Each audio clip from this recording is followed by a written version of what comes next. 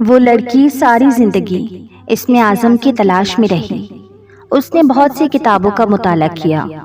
وہ جانتی تھی کہ اسم اعظم وہ اللہ پاک کا نام ہے جس سے اسے پکارا جائے تو سارے بگڑے کام بن جاتے ہیں۔ بہت تحقیق کی، سب کی رائے مختلف تھی۔ کوئی کہتا کہ اللہ ہی اسم اعظم ہے، کوئی کہتا کہ حی القیوم اسم اعظم ہے، کوئی کہتا واحد اسم اعظم ہے۔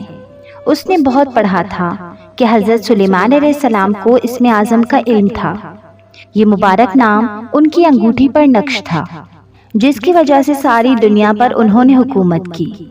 اس لڑکی کا دین سے کوئی خاص لگاؤ بھی نہیں تھا، مگر یہ اسم اعظم کا خیال اس کے سر پر ہمیشہ سوار رہتا۔ وہ اللہ کے مختلف نام جو اس کے خیال میں اسم اعظم ہو سکتے ہیں اس سے پکارنے لگی۔ پھر مشاہدہ کرتی کہ کیا اس سے اس کی زندگی کے حالات میں کوئی تبدیلی رونما ہو رہی ہے، مگر اس کے حالات پہلے کی طرح ہی خستہ تھے۔ آج وہ سخت مایوس تھی، ہر طرف سے ناکامی کے بعد، جیسے اس نے زندگی کے آرزو ہی چھوڑ دی ہو۔ اس نے خودکشی کا فیصلہ کیا۔ اس نے خودکشی کے مختلف طریقوں پر غور کیا۔ پھر اس سے خیال آیا کہ اگر کچھ ادویات زیادہ مقدار میں کھا لی جائیں تو اس سے آدمی مر جاتا ہے۔ اسے اس بات کا علم نہیں تھا کہ یہ کون سی ادویات ہوتی ہیں۔ اس کے گھر میں ادویات کا ذخیرہ تھا جو مختلف اقسام کی تھی۔ ان میں سرپ اور بہت سی گولیاں تھیں۔ اس نے کافی مقدار میں گولیاں کھائیں اور سرپ پہ سرپ پینے شروع کر دیے۔ جب وہ یہ سب کچھ کر چکی تو اس سے اللہ کا خیال آیا۔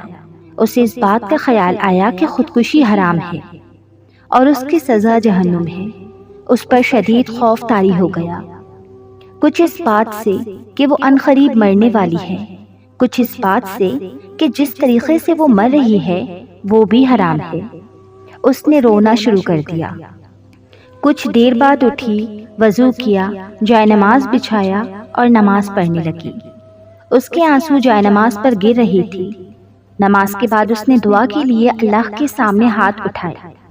آج جیسے پہلی بار دل سے دعا کر رہی تھی، یا اللہ مجھے بچا لے، میں نہ سمجھ ہوں، یا اللہ میں آئندہ کبھی بھی اس طرح کا عمل نہیں کروں گی۔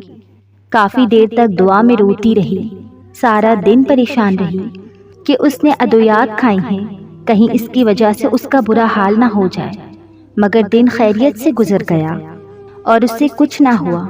اب اسے سمجھ آئی کہ اسم اعظم اللہ کو دل سے پکارنے کا نام ہے، چاہے جس نام سے مرضی پکارو، اللہ سنتا ہے۔ میں نے جب حضرت مریم علیہ السلام کا قصہ پڑھا تو مجھے ان کی برداشت پر رشک آیا۔ پھر میں نے اس سے اپنے اوپر سوچا کہ اگر یہ سب میرے ساتھ ہوتا تو میرے رونگٹے کھڑے ہو گئے کہ جو لوگ ان پہ باتیں کرتے تھے اگر میرے اوپر ہوتی تو ناقابل برداشت۔ میں نے حضرت آسیہ علیہ السلام کا قصہ پڑھا جو کہ فرعون کی زوجیت میں تھی تو ان کے صبر پر رشک آیا۔ اگر آج ہماری بہن کا شوہر انہیں کچھ کہہ دے تو آسمان بول بول کر سر پر اٹھا لیتی ہیں۔ حضرت ابراہیم علیہ السلام کی پیدائش ہی بت تراش کے گھر میں ہوئی۔ گھر سے نکالے گئے، اپنا باپ ہی بیٹے کو جلانے کے لیے لکڑیاں اٹھا اٹھا کر لاتا تھا، لیکن امتحان میں کامیاب ہوئے تو ویران بیابان میں اکلوتی اولاد کو چھوڑا۔ اللہ اکبر۔ پھر قربانی دینے کا حکم۔ آج کسی مرد میں ہے اتنا حوصلہ؟ کبھی نہیں۔ حضرت ایوب علیہ السلام کی بیماری، سب کچھ چلا گیا، اولاد، مال، بیویاں، سب کچھ، لیکن آزمائش پر صبر کیا۔ آج ہے کسی میں اتنا صبر؟ بالکل نہیں۔ حضرت یوسف علیہ السلام کو بچپن میں ان کے والد سے بھائیوں نے دور کر کے کنویں میں پھینکا، پھر غلام کے طور پر قیمت لگائی گئی، قید کاٹی، لیکن صبر کیا۔ اور آج اگر ایسا کسی کے ساتھ ہو تو شکوہ شروع کہ اللہ میرے ساتھ ہی ایسا کیوں؟ حضرت محمد صلی اللہ علیہ وسلم نے یتیمی میں آنکھ کھولی، پھر ماں بھی چھوڑ گئیں اور مختلف آزمائشوں سے گزرتے نبوت کے مقام تک پہنچے۔ غزوات، بھوک، دشمنوں سے مسلسل آزمائش کی زندگی۔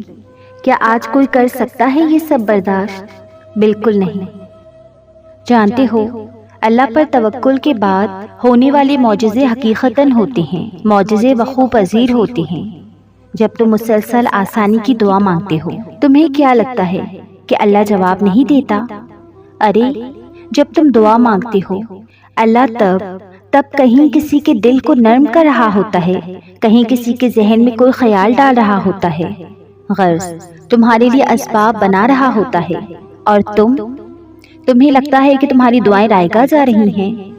فرق بس اتنا ہے کہ اللہ جو تمہارے لیے کرتا ہے وہ تمہیں نظر نہیں آتا۔ اگر نظر آنے لگے یا تمہیں کسی طرح اللہ کے منصوبے کا علم ہو جائے تو ایمان کیسا، تو آزمائش کیسی؟ بس توکل کی راہ پر چلتے رہو، کیونکہ یہ راہ بہت خوبصورت ہے، کیونکہ اس میں تمہارے ساتھ تمہارا رب ہے۔ میں تمہیں ایک بات بتاؤں، دراصل ساری کہانی ہماری یقین کی ہے۔ وہ رب کہہ چکا ہے کہ مجھ سے جیسا گمان رکھو گے میں ویسا ہی ملوں گا۔ اگر تم اپنی دعاؤں میں شک میں مبتلا رہو گے تو پھر شاید ہی تمہاری دعائیں قبول ہوں۔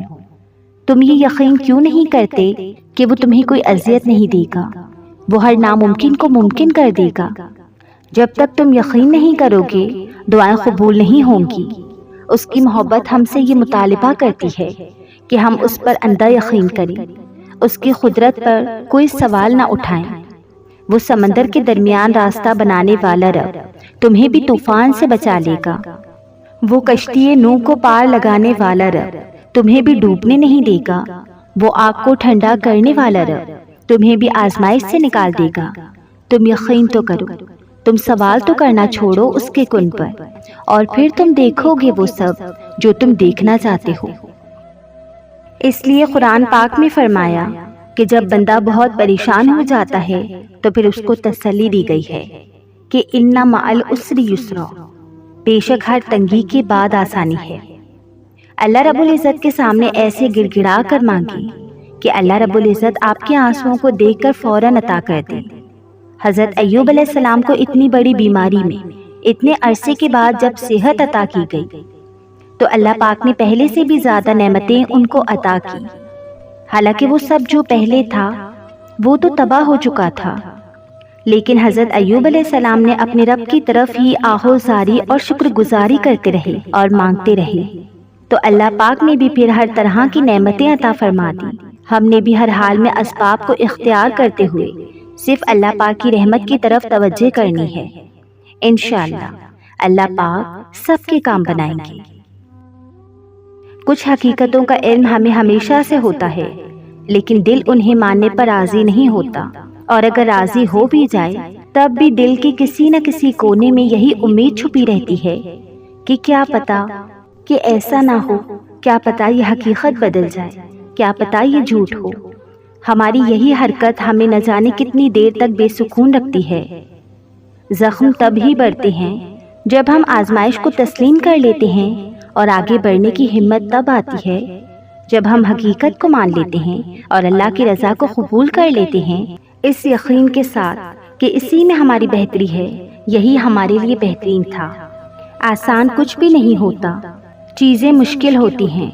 روز روز کے رونے سے بہتر ہے کہ ایک دفعہ ہی جی بھر کر رو لیا جائے اور اللہ کی مصلحت پہ آمین کہہ لیا جائے، کیونکہ اس کے سوا کوئی چارہ بھی نہیں ہوتا، ورنہ انسان عمر بھر تڑپتا رہتا ہے اور شکوہ خدا سے کرتا رہتا ہے، یوں اپنے اوپر بھی ظلم کرتا ہے اور خدا کے انتخابات کی بھی توہین کرتا ہے۔ تمہیں لگتا ہے کہ زندگی بس وہیں تک تھی کہ جس کو تم چاہو وہ تمہیں مل جائے، اور جو نہ ملے تو زندگی ختم۔ یہ زندگی تو نہیں تھی، یہ تو محض اللہ کی طرف سے تمہیں آزمایا گیا تھا، اور دیکھو تم جیت گئی۔ یاد ہے تمہیں وہ سجدہ جب تم نے رو رو کر اپنی محبت کو مانگا تھا خدا سے؟ کبھی تم دعا میں ہاتھ اٹھاتی تو خدا کے سامنے اپنے آنسوؤں کو چھپا لیتی، تو کبھی ذرا سی بات پر ٹوٹ کر بکھر جاتی، کبھی ہار کر سجدے میں گر جاتی، کبھی صبر کے لیے دعائیں مانگتی۔ دیکھو تمہیں کہیں نہ کہیں وہ سب مل گیا جو تم چاہتی تھی، خدا مل گیا، خدا کی محبت مل گئی۔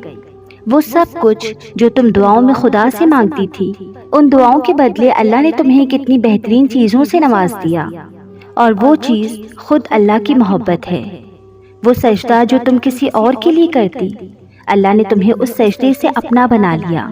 صبر مل گیا، ان تنہا راتوں کے بدلے بہائے گئے آنسوؤں کا صلہ مل گیا۔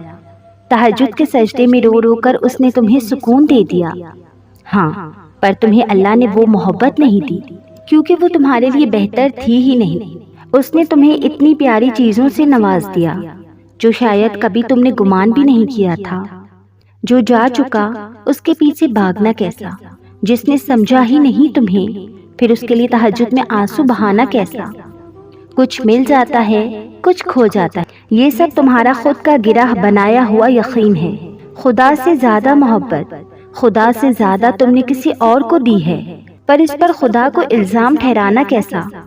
تمہیں پتا تھا اس سفر میں پاؤں نہیں، اکثر دل تھک جایا کرتے ہیں، اور محبت کی راہ میں اکثر دل ٹوٹ جایا کرتے ہیں، کیے گئے وعدوں میں اکثر دل بہکایا کرتے ہیں، تو پھر ان سب سے خدا سے شکوہ کیسا؟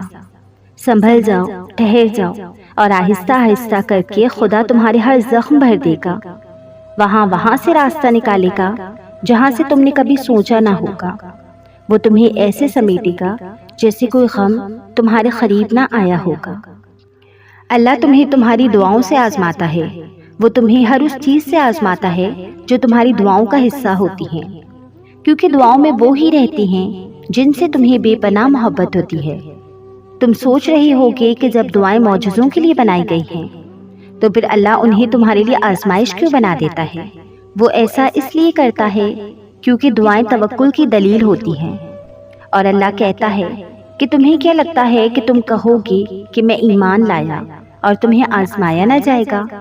جب تم یقین کا دعویٰ کرتے ہو تو سب سے پہلے اس یقین کی گواہی تمہارے دل سے لی جاتی ہے، اس لیے ہر اس شے کو تم سے دور کر دیا جاتا ہے جس کے بغیر تمہارا دل دھڑکنے کا تصور بھی نہیں کر سکتا۔ تمہاری سانسوں کی وجہ چھین کر اللہ دیکھتا ہے کہ کیا اتنا توکل ہے تمہیں اس پہ کہ تم اس پہ یقین رکھ کے سانسیں لیتے ہو، اور جب تم اس کی رضا کے لیے یہ بھی کر گزرتے ہو تو وہ بھی تمہاری رضا کے لیے کن کی ہر حد سے گزر جاتا ہے۔ اللہ ان دعاؤں کو کبھی نہیں بھولتا جو تم نے اس کی رضا کے لیے قربان کر دی۔ اللہ کے لیے جو کھو دیا جائے وہ کبھی بھی گم نہیں ہوتا، وہ پلٹ کر واپس ضرور آتا ہے، تمہاری ادھوری دعاؤں کی قبولیت بن کر، تمہارے درد کا اجر بن کر، اللہ سے کی گئی تمہاری وفاؤں کا صلہ بن کر۔